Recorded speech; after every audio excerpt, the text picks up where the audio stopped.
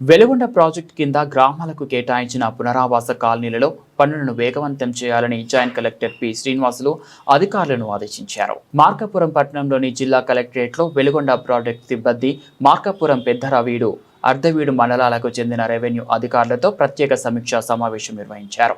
ఈ సందర్భంగా వెలుగొండ ప్రాజెక్టు పరిధిలో ఉన్న గ్రామాలు వాటికి R&R ప్యాకేజ్ కింద ఇప్పటి వరకు ఎంత నిధులు చెల్లించారో, ఇంకా ఎంత చెల్లించాల్సి ఉందో వంటి వివరాలను ప్రాజెక్టు అధికారులను అడిగి తెలుసుకున్నారు. జూలై నాటికి ప్రాజెక్టు ద్వారా నీరు వచ్చే అవకాశం ఉన్నందున గ్రామాల పరిస్థితి, రోడ్ల అనుసంధానం, ఇతర మార్గాలపై కూడా సమీక్షించారు. ఈ సందర్భంగా జాయింట్ కలెక్టర్ మాట్లాడుతూ వెలుగొండ ప్రాజెక్టుపై ప్రభుత్వం ప్రత్యేక దృష్టి పెట్టి పనులను వేగవంతం చేయడానికి చర్యలు తీసుకుంటుందని తెలిపారు. అందుకు అనుగుణంగా అధికారులు సమన్వయంతో పనిచేయాల్సిన అవసరం ఉందన్నారు.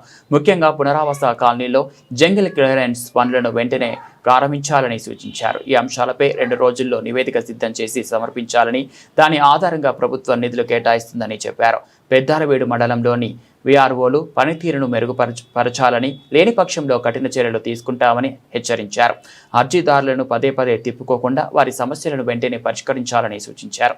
ఈ సమావేశంలో Veligonda project SE Abu Taleem, Markapuram SDC Satyanarayana, Kanigiri RTO Sivarama Reddy తదితరులు పాల్గొన్నారు.